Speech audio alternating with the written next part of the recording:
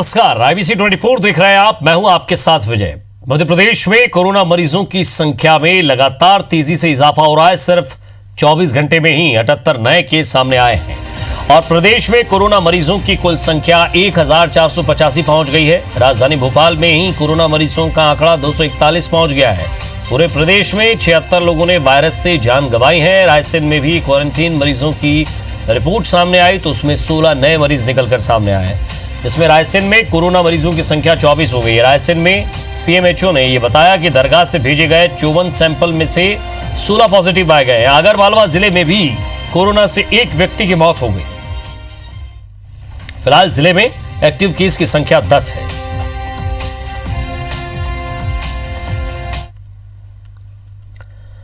इंदौर में कोरोना के 7 नए मरीज मिलने के बाद जिले में कोरोना मरीजों की संख्या 897 तक पहुंच गई है। आंकड़ों के अनुसार जिले में डेथ रेट भी 5.8% है। संभागायुक्त आकाश त्रिपाठी के अनुसार फिलहाल मौतों के ग्राफ में गिरावट देखी जा रही है।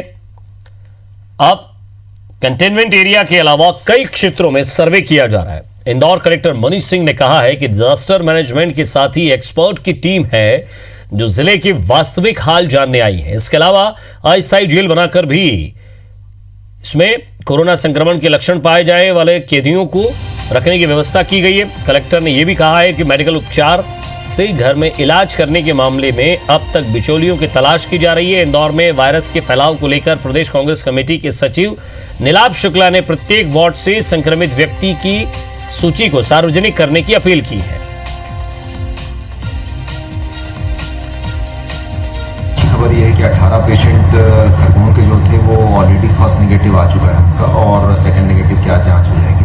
खंडवा में इसी प्रकार 4 पेशेंट आज 2 नेगेटिव आके डिस्चार्ज किए जा रहे हैं और बड़वानी में भी 7 पेशेंट ऐसे हैं जो कि फर्स्ट नेगेटिव आ चुके हैं। सेकंड नेगेटिव के बाद उनको हम डिस्चार्ज कर पाएंगे। तो ट्रीटमेंट की दिशा में भी वो लोग आगे बढ़ चुके हैं। डिजास्टर मैनेजमेंट के भी ऑफिसर्स हैं, कुछ साइंटिस्ट भी हैं, सीनियर ऑफिसर भी हैं इसमें जो हेड कर रहे हैं उसको।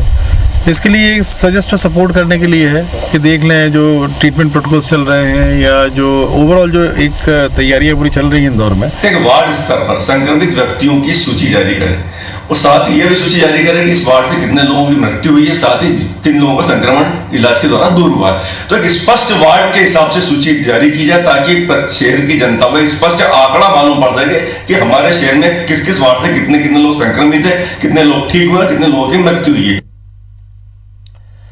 जबलपुर में कोरोना का एक नया पॉजिटिव मरीज मिला है। इसके बाद अब जिले में कोरोना संक्रमित मरीजों की संख्या 21 हो गई है। इसमें से 6 मरीज भी ठीक हो चुके हैं।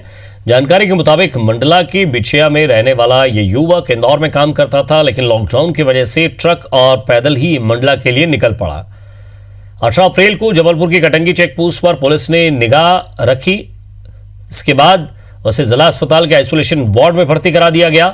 संदिग्ध होने पर उसका स्वाब सैंपल जांच के लिए भेजा गया, जिसमें उसकी रिपोर्ट कोरोना पॉजिटिव आई। पुलिस के अनुसार चेक पोस्ट पर पुलिस ने उसे किसी अन्य के साथ नहीं देखा। पुलिस का कहना है कि कोरोना पॉजिटिव युवक किसी दूसरे के संपर्क में नहीं आया है।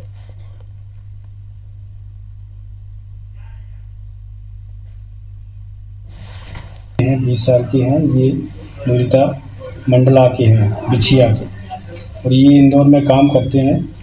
और इंदौर से ये 17 को चले थे और 18 को ट्रक से इंदौर से आए। हमारी जो चेक पोस्ट है उस पर रोका गया इनको कटंगी बाईपास पे और फिर इनको सीधा विक्टोरिया हॉस्पिटल आइसोलेशन वार्ड में भेजा गया। तो ये कहीं गए नहीं, सीधा हॉस्पिटल गए, इनका सैंपल लिया और आज इनकी रिपोर्ट पॉजिटिव आई है। स्वास्थ्य विभाग में कोरोना से संक्रमित होने वाले कर्मचारियों का सिलसिला रुकने का नाम नहीं ले रहा है। रविवार को भोपाल की 2 आशा कार्यकर्ता कोरोना पॉजिटिव पाई गई, जिसके बाद स्वास्थ्य विभाग में भूचाल आ गया, क्योंकि शहर में स्क्रीनिंग का काम आशा कार्यकर्ताओं के जिम्मे है। शहरी और ग्रामीण इलाकों में एक आशा कार्यकर्ता पर कम से कम 7,000 लोगों की जिम्मेदारी है। ऐसे में जब 2 कार्यकर्ता कोरोना पॉजिटिव हैं तो 14,000 लोगों पर संक्रमण का खतरा इस समय मंडरा रहा है। इतना ही नहीं, इन 2 कार्यकर्ताओं के पॉजिटिव आने के बाद शहर की 80 आशा कार्यकर्ताओं पर भी इस समय कोरोना संक्रमण का खतरा बढ़ गया है। आपको बता दें कि शुक्रवार को ईटखेड़ी में आशा कार्यकर्ताओं की एक मीटिंग हुई थी, जिसमें 25 से ज्यादा आशा कार्यकर्ता शामिल थी, लेकिन अब तक इनमें से किसी भी कार्यकर्ता का सैंपल नहीं लिया गया है।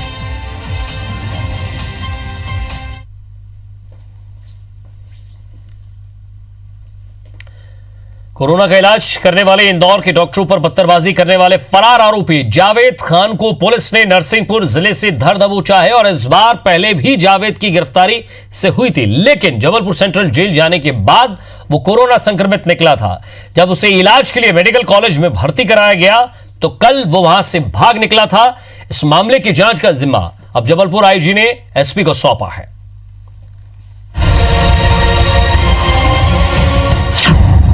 इस शख्स का नाम जावेद खान है, जिसे गिरफ्त में लेने से पहले पुलिस पूरी तरह सैनिटाइज कर रही है। यह गुनहगार कोरोना पॉजिटिव है, जिसका नाम जावेद खान है।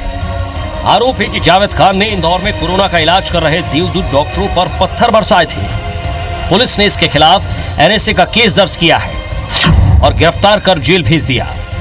जबलपुर के सेंट्रल जेल पहुंचने के बाद इस आरोपी में कोरोना के लक्षण मिले।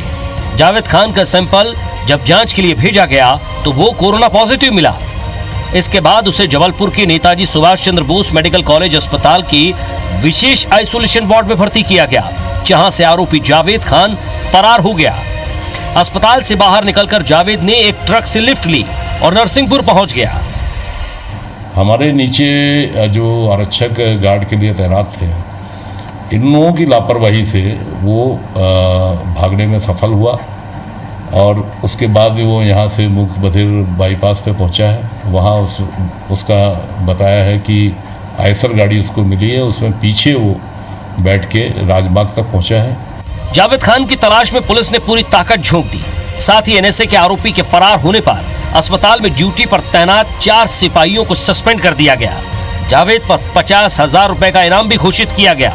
पूरे मध्य प्रदेश में लॉकडाउन है, लिहाजा दूसरे दिन ही जांच के दौरान जावेद को नरसिंहपुर जिले की सीमा पर तेंदुखेड़ा मदनपुर चेक पोस्ट पर पुलिस ने धर दबोचा। 4 आरक्षकों को तत्काल निलंबित कर दिया गया था। 2 आरक्षक जो कल दिन में उस समय थे, उनके खिलाफ हमने आपराधिक मुकदमा भी कायम किया है। जावेद के खिलाफ भी अपराध कायम किया है और भी जो अधिकारी इसमें दोषी पाए जाएंगे उनके खिलाफ हम कार्रवाई करेंगे।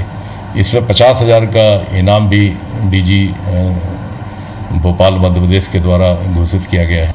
लापरवाह पुलिस कर्मियों के साथ अस्पताल के स्टाफ की भी भूमिका पर जांच हो रही है, क्योंकि अस्पताल से भागने से पहले किसी से मोबाइल लेकर जावेद ने बात की थी।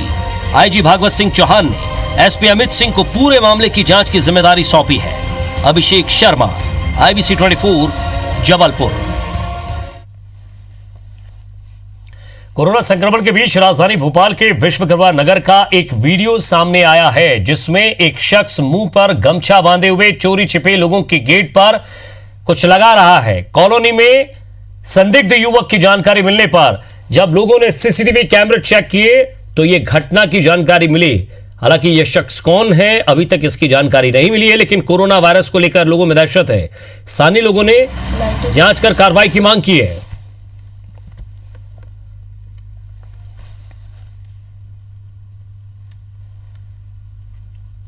मुख्यमंत्री शिवराज सिंह चौहान ने धार जिले के मनावर, कुक्षी, पीथमपुर और धार में कर्फ्यू लगाने के निर्देश दिए। सोमवार को हुई बैठक में धार जिले में कोरोना के बढ़ते मामलों को देखते हुए ये निर्देश दिए गए। वहीं बैठक में सीएम ने कहा कि भोपाल, इंदौर, उज्जैन, खरगोन के साथ ही कोरोना संक्रमित जिलों में टोटल लॉकडाउन को लेकर किसी तरह की छूट नहीं दी जाएगी। इंदौर के आसपास संचालित होने वाले उद्योगों में कर्मचारियों के आने जाने पर पूरी तरह से प्रतिबंध रहेगा।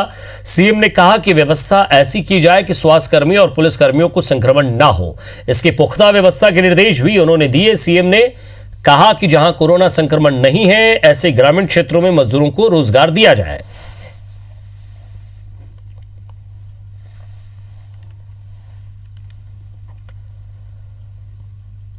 इधर भोपाल में पूर्व मंत्री नरोत्तम मिश्रा ने टास्क फोर्स की बैठक के बाद कहा कि टास्क फोर्स की बैठक में कई महत्वपूर्ण सुझाव आए हैं, सरकार उन सुझावों पर काम करेगी। उन्होंने कहा कि मुख्यमंत्री शिवराज सिंह चौहान कोरोना से निपटने के लिए हर दिशा में प्रयास कर रहे हैं।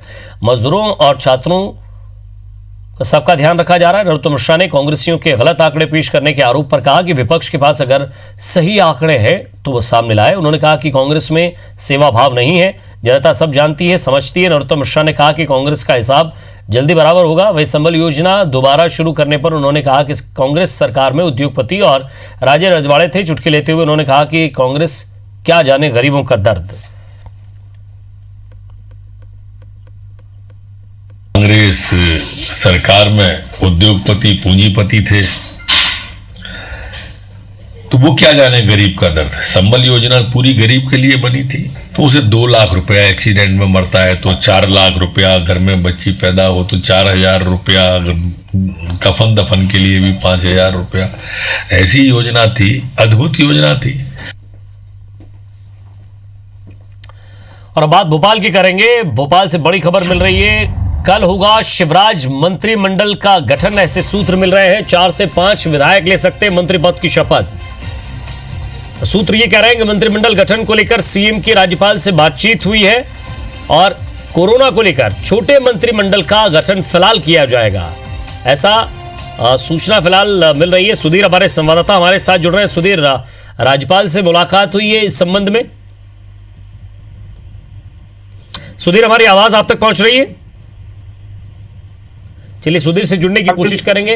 सुधीर, शायद आपकी आवाज मिल रही है। सुधीर, कल बिल्कुल विजय, बिल्कुल। और अगर बात करें तो अभी तक जो जानकारी निकल कर आई है, जो लगभग सूत्रों के हवाले से, जो कंफर्म सूत्र है उनके हवाले से जो खबर है, अपने दर्शकों को बताना चाहेंगे कि कल मंत्रिमंडल का गठन हो सकता है। शिवराज सरकार बनने के बाद में पहला गठन मंत्रिमंडल का किया जाएगा। और जो शुरुआत से बात की जा रही थी कि बीजेपी के नेता ये चाहते थे कि चूंकि कोरोना महामारी के मद्देनजर गाइडलाइन केंद्र सरकार ने जारी की है, 5 लोगों से ज्यादा लोगों को इकट्ठा करने का मना किया था, लिहाजा सोशल डिस्टेंसिंग का पालन हो और उसके मद्देनजर छोटा मंत्रिमंडल रखा जाए। जो शुरुआत से एक बात बीजेपी की कही जा रही थी, उसी के तहत मंत्रिमंडल का गठन किया जाएगा। अब ये जानकारी पुख्ता सूत्रों के आधार पर निकल कर आ रही है। IBC 24 ने सबसे पहले इस खबर को प्रमुखता के साथ में दिखाया था कि मंत्रिमंडल का गठन जल्द हो सकता है। और उसके आधार पर ज्योतिरादित्य सिंधिया ये चाहते थे कि कम से कम उनके जो समर्थक मंत्री हैं, खासकर 6 मंत्री जो पूर्व सरकार में थे, उनको शपथ दिलाई जाए। और उसी के मद्देनजर 2 दिन जो है वो मंत्रिमंडल टला था। पर लेकिन अब जो जानकारी निकल कर आई है कि राज्यपाल लालजी टंडन से फोन पर मुख्यमंत्री शिवराज सिंह चौहान की बातचीत हुई है। उनसे बातचीत करने के बाद में अब जिन मंत्रियों को शपथ लेना है, खासकर अगर बात करें तो 2 मंत्रियों के नाम हम अपने दर्शकों को बता भी सकते हैं, गोपाल भार्गव, नरोत्तम मिश्रा। इसके अलावा सिंधिया खेमे से अगर बात की जाए तो 4 से 5 मंत्रियों में अगर 5 मंत्री शपथ लेते हैं तो 2 सिंधिया खेमे के मंत्री रहेंगे। उनमें तुलसी सिलावट, गोविंद सिंह राजपूत। अगर 4 मंत्री शपथ लेते हैं तो केवल हो सकता है कि तुलसी सिलावट को इस मंत्रिमंडल में शामिल किया जाए। और एक और नाम को लेकर अगर चर्चा की जाए तो वो शिवराज सिंह चौहान के जो खास समर्थक माने जाते हैं, चाहे वो रामपाल सिंह हो या गौरीशंकर बिशन हो, उनको शपथ दिलाई जाएगी। और महत्वपूर्ण विभागों की जिम्मेदारी जो समय मध्य प्रदेश के अंदर महसूस की जा रही है, खासकर गृह विभाग की बात हो, स्वास्थ्य महकमे की बात हो, कृषि विभाग की बात हो, सहकारिता की बात हो, तो इन मंत्रिमंडलों के गठन के बाद में इनके बीच में विभागों का बंटवारा अस्थायी तौर पर किया जाएगा। जब लॉकडाउन मध्य प्रदेश के अंदर पूरे देश में जब भी खुलेगा 3 मई के बाद में, तो हो सकता है कि जल्द विस्तार किया जाए। ये बिल्कुल साफ संकेत है, क्योंकि ज्योतिरादित्य सिंधिया इसी बात पर सहमत हुए हैं। जो जानकारी अब तक निकल कर आई है कि उनके सभी समर्थकों को जल्द से जल्द मंत्री बनाया जाए और सरकार बनाने में उनकी जो भूमिका थी उसके आधार पर शीर्ष नेता, तो खासकर अमित शाह गृह मंत्री और जो बीजेपी के राष्ट्रीय अध्यक्ष JP नड्डा, उनके साथ में प्रधानमंत्री नरेंद्र मोदी की सहमति इस बारे में ली गई। और चूंकि मध्य प्रदेश में इस समय स्थिति जो है वो कोरोना महामारी के चलते भयावह होती नजर आ रही है। देश में इस समय तीसरा नंबर कोरोना को लेकर जो संक्रमित मरीज है मध्य प्रदेश का है, लिहाजा वजह जल्द से जल्द मंत्रिमंडल की दरकिनार यहाँ पर की जा रही थी। कांग्रेस के निशाने पर सरकार और बीजेपी थी। ऐसे में जो एक बात शुरुआत में निकल कर आई थी कि छोटे मंत्रिमंडल के साथ में जिम्मेदारी कम से कम महत्वपूर्ण विभागों की दी जाए लोगों को, अब वो कवायद शुरू की जाएगी। और कल शपथ ग्रहण मध्य प्रदेश में राज्यपाल के राजभवन के अंदर होगा। 4 से 5 मंत्री शपथ ले सकते हैं, जो लगभग कंफर्म सूत्र हमारे जो बता रहे हैं। और उनमें जो एक बात है कि उनमें अगर 5 मंत्री शपथ लेते हैं तो 2 सिंधिया समर्थक होंगे, 3 बीजेपी के नेता होंगे। अगर 4 मंत्री शपथ लेते हैं तो तुलसी सिलावट सिंधिया समर्थक को उसमें जगह दी जाएगी। बाकी के 3 जो मंत्री हैं सीनियर नेता, दो नेता लगभग कंफर्म है, गोपाल भार्गव और नरोत्तम मिश्रा, इनको शपथ दिलाई जाएगी। क्योंकि सरकार बनाने में बड़ी महत्वपूर्ण भूमिका रही थी और इस समय संकट के दौर में जो बीजेपी ने अपना टास्क फोर्स का गठन किया था उसमें ये बात बिल्कुल निकल कर आई थी कि जो संभावित चेहरे थे मंत्रिमंडल के, जो सांसद के अलावा जिनको शामिल किया गया था, उनको संभावित मंत्रिमंडल के चेहरे के तौर पर शामिल माना जा रहा था। तो तुलसी सिलावट उसमें शामिल थे, जो कि सिंधिया के समर्थक के। आज टास्क फोर्स की बैठक जब हुई, इस बारे में इस पूरे मंत्रिमंडल को लेकर चर्चा की गई और जो केंद्रीय नेतृत्व ने तय किया, ज्योतिरादित्य सिंधिया से बातचीत के बाद में ये तय किया गया कि लॉकडाउन जब खुला जाएगा 3 मई के बाद में, तो मंत्रिमंडल का विस्तार अगला जो है विस्तार, पहला गठन कल होगा, उसके बाद में विस्तार जब भी किया जाएगा तो ज्योतिरादित्य सिंधिया के सभी समर्थकों को भरपूर तवज्जो इसमें दी जाएगी। मंत्रिमंडल के चेहरों पर आपने बात कर ली और साथ ही साथ चेहरे भी बता दिए, लेकिन विभागों पर अगर बात की जाए तो संभवतः पंचायत, वित्त, गृह और स्वास्थ्य। निश्चित तौर पर विजय, देखिए अगर बात करें तो जो पुराने जो बैठकें हुई हैं अभी इस दौरान, पिछले जब से शिवराज सिंह चौहान ने बतौर मुख्यमंत्री के बतौर शपथ ली और उसके बाद में लगातार बैठकें ली हैं, तो सलाह जिन लोगों से ली है, तो इंडिविजुअल बैठक के दौरान उन्होंने जिस तरीके से सलाह ली है, तो मंत्रिमंडल के आकार को लेकर, विभागों को लेकर कोई संशय नहीं होना चाहिए। हालांकि ये अस्थायी तौर पर विभाग है, खासकर अगर बात की जाए तो तुलसी सिलावट चूंकि पिछली सरकार में स्वास्थ्य मंत्री थे, ऐसे में उनको ये बेहतर तरीके से मालूम था कि 1 साल के दौरान और खासकर पिछले 1 महीने के दौरान जब से एडवाइजरी जारी की गई थी कि कोरोना महामारी को लेकर सरकार को क्या कदम उठाने चाहिए, वो उनकी बेहतर जानकारी में था। और किस अधिकारी को उन्होंने निर्देश दिए थे, किन अधिकारियों के साथ में बैठ के बातचीत की थी, हो सकता है कि उनको ये जिम्मेदारी दी जाए। ज्योतिरादित्य सिंधिया के समर्थक जो जाते हैं तुलसी सिलावट। इसके अलावा ग्रामीण पंचायत विकास विभाग का हमने बताया था कि पंचायतों के कार्यकाल को जब आगे बढ़ाया गया था, तो गोपाल भार्गव के साथ में मीटिंग की थी और गोपाल भार्गव के साथ में प्रतिनिधिमंडल आके मिला था। ऐसे में सहकारिता और पंचायत नजर बनाए रखिएगा, क्योंकि एक बड़ा राजनीतिक यहाँ ये कह सकते हैं कि घटनाक्रम हो सकता है अगर कल बैठक के बाद शायद इस पर चर्चा हो। और चर्चा के साथ साथ जिस तरह आप कह ही रहे हैं कि चर्चा का विषय नहीं बचा है, अब तो सीधा शपथ का ही मामला है, तो 4 से 5 विधायक कल मंत्री पद की शपथ ले सकते हैं या आगे समय में ले सकते हैं 1-2 दिन में, क्योंकि राज्यपाल से बातचीत हुई है। सूत्रों के हवाले से खबर है, हमारे संवाददाता भी यही बता रहे थे। हालांकि इस खबर पर और ज़्यादा हमारी नज़र लगी रहेगी, पल पल के अपडेट आप तक पहुँचाते रहेंगे। शुक्रिया सुधीर। कोरोना वायरस को लेकर अफवाहों का बाजार भी गर्म है, इससे करेंसी भी अछूती नहीं रही है। जगह जगह सड़कों पर नोट मिलने की खबरें आ रही है। मध्य प्रदेश से भी ये 3 तस्वीरें आपको दिखा रहे हैं। ये 3 तस्वीरें आपको चौंका देगी, जहां 100 से 500 तक के नोट रोड पर बिखरे मिल रहे हैं। ग्वालियर में 100 के नोट राहगीरों ने इसकी सूचना पुलिस को दी, जैसे ही मिले फिलहाल पुलिस नोटों को सैनिटाइज कर जांच में जुट गई है। रतलाम में तो सड़क पर 500 के नोट मिले हैं। सूचना के बाद पुलिस सीसीटीवी फुटेज भी खंगाल रही है। सतना में एक शख्स ने थूक लगाकर नोट फेंकने के आरोप में उसे हिरासत में लिया गया है। अब ये बिखरे नोट किसी साजिश का हिस्सा है या फिर इसके पीछे कोई और कारण है, किसी राहगीर से गिरे हैं या जानबूझकर फेंके गए हैं या किसी को बदनाम करने की साजिश है या वाकई इसके पीछे एक बड़ी और गहरी साजिश है, लगातार पुलिस जांच कर रही है। आज से मध्य प्रदेश के कुछ जिलों में औद्योगिक और आर्थिक गतिविधियों के लिए कुछ छूट दे दी गई है, लेकिन इंदौर, भोपाल और उज्जैन सहित अन्य रेड जोन में आने वाले 11 जिलों में कोई छूट नहीं दी गई है और यहां पर लॉकडाउन का सख्ती से पालन किया जाएगा। जिन जगहों पर लॉकडाउन में थोड़ी ढील दी गई है, वहां लोग रोजमर्रा की जरूरतें पूरी करने के लिए कुछ कामकाज शुरू कर सकेंगे। साथ ही जरूरत के सामान की कुछ दुकानें खुलेंगी। इसके साथ ही सूबे में ऑनलाइन ट्रेडिंग भी अभी नहीं की जा सकेगी, इसके लिए अनुमति भी नहीं मिली है। वहीं सिगरेट, शराब, पान मसाला की दुकानें नहीं खुलेंगी। दूध, फल, सब्जी और किराने की दुकान खोलने की अभी फिलहाल छूट है, लेकिन इस दौरान सोशल डिस्टेंसिंग का पालन करना होगा और मास्क पहनना अनिवार्य होगा। हालांकि ट्रेनें, घरेलू और अंतर्राष्ट्रीय उड़ानें, बस, ऑटो और कैब जैसी सुविधा बंद है और 3 मई तक बंद रहेगी।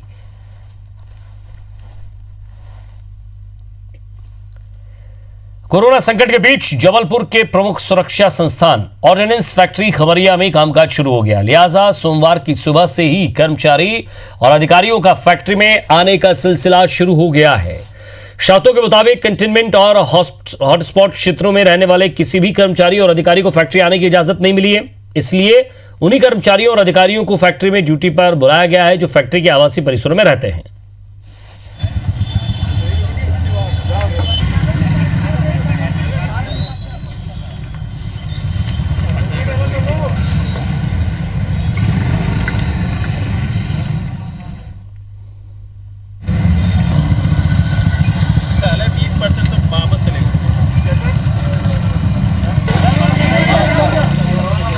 अच्छा खूब लग रहा है, घर में लोग रहने दे तब ना। ये तो कुछ को चिट्ठी मिली, कुछ को नहीं। इसी बड़ा चिट्ठी थी कि चिट्ठी जिसको मिली है वही ज्यादा बड़ा मिली है उनको जब मिली।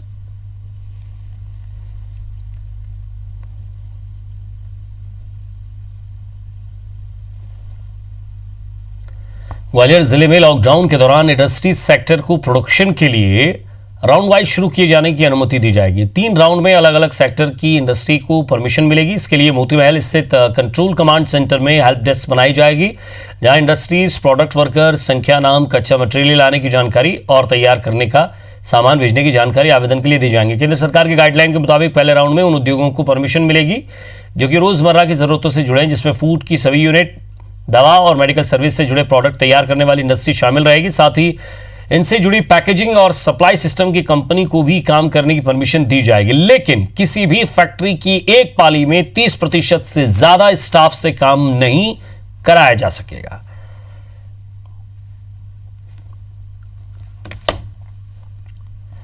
और इस वक्त जबलपुर से बड़ी खबर मिल रही है। कोरोना वायरस से जिले में पहली मौत हुई है। मौत के बाद महिला में कोरोना वायरस की पुष्टि हुई है, तो जिले में मृतक महिला सहित 5 लोग भी पाए गए हैं कोरोना पॉजिटिव। जबलपुर में 26 मरीजों का अब आंकड़ा यहां सामने आता है। तो जबलपुर से एक बड़ी खबर, लेकिन यह बड़ी खबर कोई राहत वाली नहीं है। यह सिर्फ और सिर्फ वो खबर जो आपको चौंका सकती है। जी हां, पहली मौत जबलपुर में। विजेंद्र हमारे संवाददाता हमारे साथ। विजेंद्र, कोशिश यही की जा रही थी, हम भी तारीफ कर रहे थे, जबलपुर कलेक्टर की सारी बातें हो रही थी, लेकिन इस मौत ने यह साबित कर दिया कि काम अभी और बाकी है। जी हाँ विजय, काम अभी बहुत बाकी है। एक महायुद्ध जो है कोरोना से लड़ा जाना है और तमाम सरकारी कोशिशों को, कवायदों को एक झटका माना जा सकता है, क्योंकि जबलपुर मॉडल का जिक्र जरूर इस लड़ाई को जीतने के लिए किया जा रहा था, लेकिन अब जिले में पहली मौत जो है वो सामने आई है। गंभीर बात यह है कि एक नया क्षेत्र है जबलपुर का, हनुमान ताल, जहां अब तक कोई भी मरीज कोरोना पॉजिटिव नहीं पाया गया था। वहां की निवासरत 62 वर्षीय महिला को उसकी मौत के बाद कोरोना संक्रमित पाया गया है। बड़ी बात यह है कि इस महिला की सेहत बीते 2 साल से खराब बताई जा रही है और ये जिक्र किया जा रहा है कि ये अपने इलाज के लिए कई बार नागपुर भी गई थी, जो कि जबलपुर के से नजदीक पड़ता है। नागपुर में इलाज के लिए महिला कई बार आती जाती रही और ये महिला अपने इलाज के लिए जबलपुर की मेडिकल हॉस्पिटल में भर्ती होने जा रही थी, लेकिन उससे पहले ही उसकी मौत हो गई, ऐसा प्रशासनिक अधिकारियों का कहना है, डॉक्टर का कहना है। और मौत के बाद जब इस वृद्ध महिला का सैंपल लिया गया तो वो कोविड-19 पॉजिटिव आया है। लिहाजा माना जा सकता है कि अब जबलपुर में कोरोना से पहली मौत जो है इस 62 वर्षीय महिला की हुई है और प्रशासन को तलाशना है कि इसकी कॉन्टैक्ट हिस्ट्री क्या है, आखिर कैसे ये कोरोना से पॉजिटिव हुई, और हनुमान ताल क्षेत्र को भी नया एक कंटेनमेंट जोन बनाया जाएगा। इसके साथ ही साथ जबलपुर में कोरोना मरीजों का आंकड़ा भी बढ़ गया है। इस वृद्ध महिला को अगर शामिल कर लिया जाए तो जबलपुर में 5 कोरोना। हमारे पास एक वर्जन भी है, वो जरा दर्शकों को सुनवा दे। बहुत बहुत शुक्रिया विजेंद्र आपका इस तमाम बातचीत के लिए। जो रिपोर्टें आई हैं उसमें से 5 रिपोर्ट पॉजिटिव आई हैं, जिसमें से 4 तो राठौर परिवार के हैं और ये वो लोग हैं जिनको हमने पहले ही चिन्हित कर लिया था और अपने पास रखा हुआ था। लेकिन जो चिंता का विषय है वो ये है कि आज हनुमान ताल निवासी एक महिला का पॉजिटिव आया है। हालांकि वो महिला बहुत लंबे समय से बेडरिडन थी, तो उसमें उन्होंने ज़्यादा फैलाया होगा, मैं नहीं समझता। उनको शियाटिका का भी पेन था और पहले से ही वो तकलीफ में थे। तो इसके जो हिस्ट्री मिली है वो ये है कि उन्होंने कई बार नागपुर जाके अपना इलाज कराया है और इनके जो पति हैं वो टेलरिंग का धंधा करते हैं, छोटा सा घर है इनका, और इनके घर में आने जाने वाले लोगों का भी ऐसा कोई जमावड़ा नहीं रहा, ना ही ये ज़्यादा कहीं गए हैं, लेकिन इलाज के सिलसिले में नागपुर गए थे। और इसी के साथ फिलहाल इस बुलेटिन में इतना ही। नमस्कार।